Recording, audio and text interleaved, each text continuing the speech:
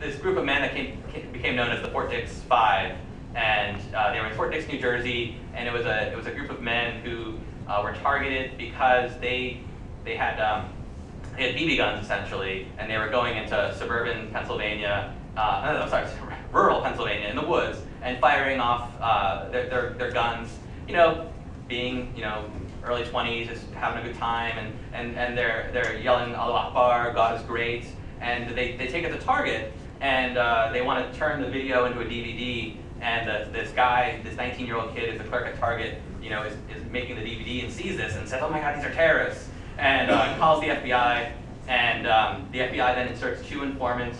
One guy was wanted for, they sprung both from jail. Like one guy was wanted for a shooting in Albania and was about to be deported. And they, over time, led these guys in this plot to bomb the Fort Dix military base in New Jersey.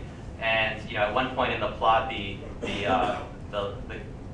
one of the guys who's targeted goes to the Philadelphia Police Department and says, I think I'm being targeted by an informant. And then still moves forward in the plot. And it was a case where they never actually got them to fully commit to the plot. It was just a bunch of talking.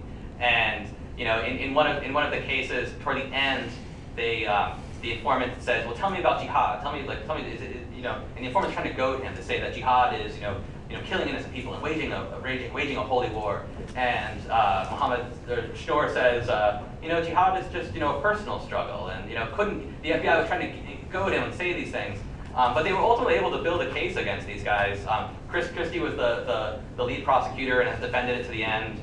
There's a few other cases that came out of Christie's district. I think what Christie has tried to show is that he's very tough on terrorism, and the Fort Dix Five really was kind of a pinnacle case for him in that sense.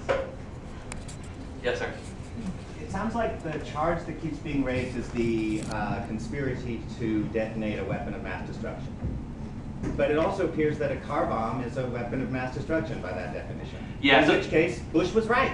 Baghdad was full of weapons of mass destruction. So I'm wondering, what is a weapon of mass destruction? Right. So a weapon of mass destruction is like,